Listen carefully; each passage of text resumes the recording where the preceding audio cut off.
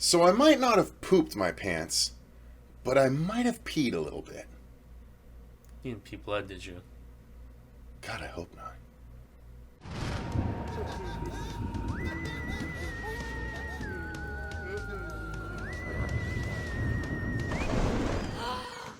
What's up, everyone? Welcome to the Horror Show. I'm Cecil Laird.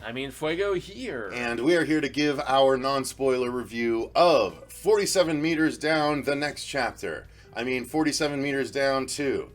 47 Meters Down, Uncaged is what they ultimately settled on. 47 meters down, PG-13 instead of R, like the first one. Mm-hmm. So, although parts of this felt, R enough, honestly. Indeed, and I felt like they actually threw more money at this one in some instances, too. I feel like that, too. So, we're going to talk about this movie like we talk about every movie, starting with our overall thoughts. Then we'll talk about the story, the acting, the effects, all of that good stuff in turn.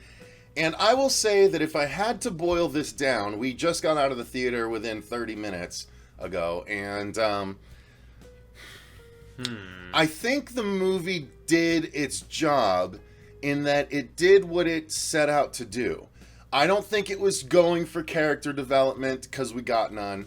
I don't think, we got the teeniest, tiniest slice of it, and that just was too thin for my liking, but sisters. Yeah, but not even that. Like I know it not was even really that. Just like they were sisters. Yeah. But another 47 meters down film about sisters. Although this one being a different setup situation, we'll get to that in the story, obviously. But yeah, so here's the thing: don't go see this movie for the characters and the character development, and you'll be fine. If you go there to be thrilled by CGI shark action, then this will fit the bill, because there were numerous times that I was pulling my feet up and saying, God, there was probably 6 or 7 times where I reacted that way. So the movie was effective, but I wouldn't say that equals good. Okay. So that's where I land. I will totally concur with you in the fact that Johannes Roberts is one of these directors where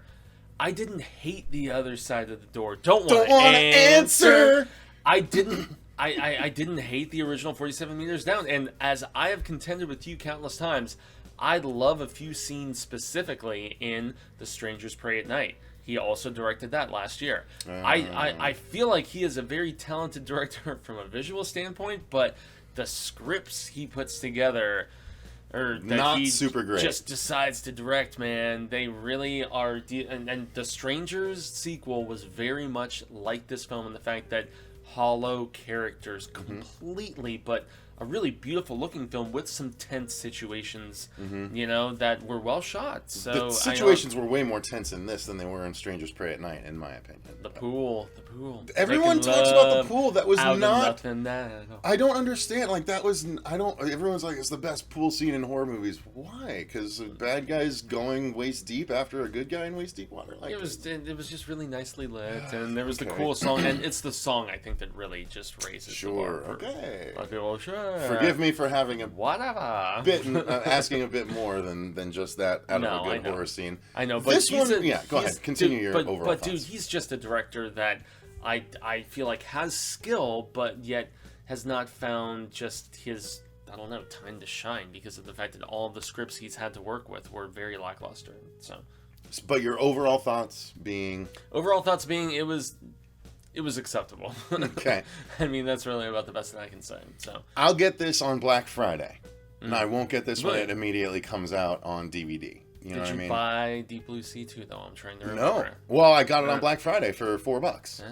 So I'll spend $4 on this. Yeah, because that's the thing. Cecil and I love our shark movies, and yet we did not review the last couple of shark movies, including Open Water 3 and Deep Blue Sea 2. We did not review either of these. In spite of having suffered through them, a.k.a. This is pretty close to where I would have not wanted to talk about it in some ways. Really? Yeah. I think it's worth talking about. I think it's at least worth talking about. Yeah, okay. So let's talk about the story. Yeah. The story is about vapid young women not all of them are vapid. There's a couple that are, but there's a mousy white girl who is in this school surrounded by other girls that don't like her very much, and her sister, her, one would guess, adopted sister, is, you know, part of a cooler group and doesn't bother sticking up for her. And so they end up all going on this class trip, but before they get to sort of the last leg of the destination, they decide to go off and do something else entirely related to what what our basically main character's father does. And so they decide to go explore these underwater caves that have some really cool statues and stuff. It's like a whole underwater, it's like a shrine or a part of a civilization that was sunk and stuff like that. No, it's so like ancient Mayan ruin stuff. Yeah, man. ancient Mayan ruins. And so it's really interesting, and that's where you get some of the really cool shots. But you're having to make concessions right away because they all can hear each other crystal clear because they have the full face masks where you can talk, but those don't really have such clear communication, so you got to suspend disbelief. And I think I turned over to you at the beginning of the movie, and I was just like, did they at least explain how they can hear each other? Nope. And I was like, no. Nope, but they all can hear each other underwater and crystal clear, and so... Decent distances from each other, too. Luckily, I mean, this movie is only about 80-something minutes, so it moved really fast. It did. So it doesn't take long before all of these girls realize that there are pretty large great white sharks down there. And as you can see in the one up in the corner here, they have the white covering on their eyes because they've been down in the caves for long enough that they've had to adapt to not being able to see their prey. So they home in on sounds and stuff and smells. Which and sharks like are already immensely adept to, so these are like super sharks in that regard. So. Right, and so it's a escape game. Yet still miss people in certain Yep. times. So it's the group of girls have to try and escape through shark-infested caves, and they do eventually run into some familiar faces. Doesn't necessarily go the way they want. In fact, there is a very Sam Jackson moment in this movie, and but it was effective when it happened. I was like, fun, actually. It happened, and I was like, oh, Sam Jackson moment. It was actually probably my favorite just beat of that nature in the film. It was, even though it's CGI. A lot of people might say that this is just a completely jump scare movie, but it is and it isn't. A lot of times the sharks will come out of nowhere, but sometimes you'll see the sharks coming before they attack and stuff, but that's the way of sharks. So it's not jump scare for jump scare's sake. It's jump scare because sometimes the shark would attack this way. And it's really, once that starts happening, once they're in mortal danger from the sharks, and once the sharks arrive, the sharks are kind of ever present. And like they get through places and they think the sharks are blocked off, but you know, it doesn't always end up that way, and it's thrilling. That's as much as I can give this movie, is it's thrilling. And it's unnerving if you're as much of a like, I love sharks, I would never want to be near sharks. And I've had dreams, I have had literal nightmares. Same. With this premise. There are times where they are all at the top of pitch black water. They just happen to be underneath, you know, however much rock as well. But there are times, like and there's a shine of light, and then you see multiple sharks swimming underneath them, and that I have had so many nightmares about that. I like just almost loosed a little bit of urine just now thinking about it. Like that stuff gets to me. So this movie was getting to me. Not because it's quality, but because it's effective, once again. Yeah, and the effectiveness... And not much else to the story besides spoiling what happens to the characters, which we won't do. Yeah, and the effectiveness is in the setup. And it does, unfortunately, get a little bit of time to get there. And that's where this guy went to get snacks, and I went to get a beer. And we were just like, we're not going to miss anything. That's the lack of effectiveness in that stuff. Yeah, massively. In the fact that it was like, oh, okay, this is goofy...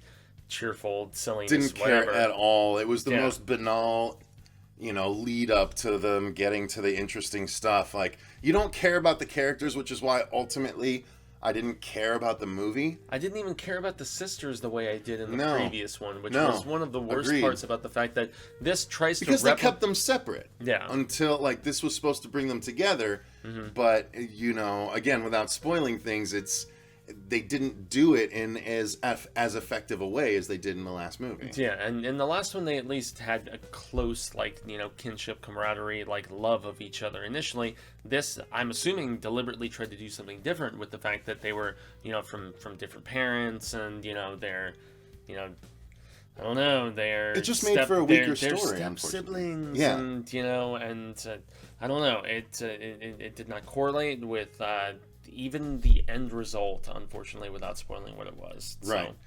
So, the setup is cool, though, once they finally get to it. I will definitely double down on that. You mean the set design and all that stuff? Well, I mean, the setup. I think the setup was...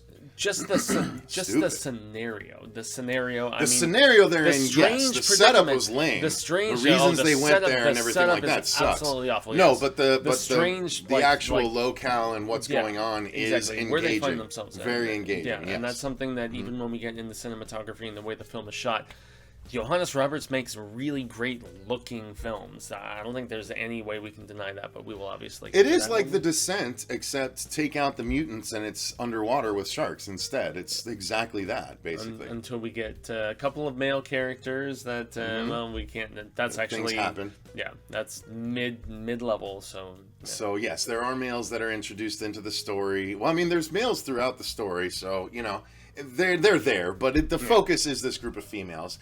Now, let's talk about the acting. I think there's really no one to write home about. I didn't really care about any of them. I didn't connect with any of them. I don't know, maybe the movie wasn't for me, but it was thrilling to me, so it was in that way. But this is clearly, like, all the characters are, like, it seems like this is just aimed squarely at, 17 to 25-year-old little girls, Even with the young girl, who was, like, the outcast that you're supposed to sympathize with, I didn't really feel bad for her, which shows how ill-effective everything is. I'm like, she doesn't seem like she should be an outcast. She's really pretty. She, doesn't seem very stupid. Like, why do people hate her? They didn't show. Yeah, exactly. Yeah. It doesn't make very much sense. And, I just kept... Unfortunately, I'm going to say, I've been watching a lot of the Screen Rant pitch meetings lately, and it's like, why is this girl hated? I don't know. And that's kind of the way I felt. I'm going to need you to get all the way off my back about this. Oh, no. Let me get off that thing. They're all going to hate her. It's going to be super easy, barely an inconvenience. Yeah. I can imagine they're going to have a really hard time getting away from these sharks. Actually, it's going to be super easy, barely an inconvenience. Yeah, they're just going to go through a new little hole that the sharks can't fit through anytime we need them to. And maybe it's to my detriment than watching those and like just the way they... It makes you a little more cynical, so be careful. It kind of does. I'm sorry. I'm trying not to. Why are you crouching? Look at how much space you have over there. Sorry. What are you doing? How dare you? All right, so... Let's talk about... I mean, the acting didn't stick out to you any more than it did to me. No, not at all. And the fact that I was trying to pinpoint where the father figure, like all the films that I've seen him in, he's an actor that... He's been in a few things. He's been in various things, but he's in a couple core, like, integral scenes and stuff, and that was about the extent of it, unfortunately. But, yeah, acting was very much... what I had worried this film was going to be. Yeah. And lots of no names and lots of very mediocre, if like just barely passable acting. So it still felt like a straight to DVD movie that they had just pumped extra money into. I'm shocked it ended up in theaters at the end of the day. I really am. Honestly. I think it's going to do okay too because it's thrilling.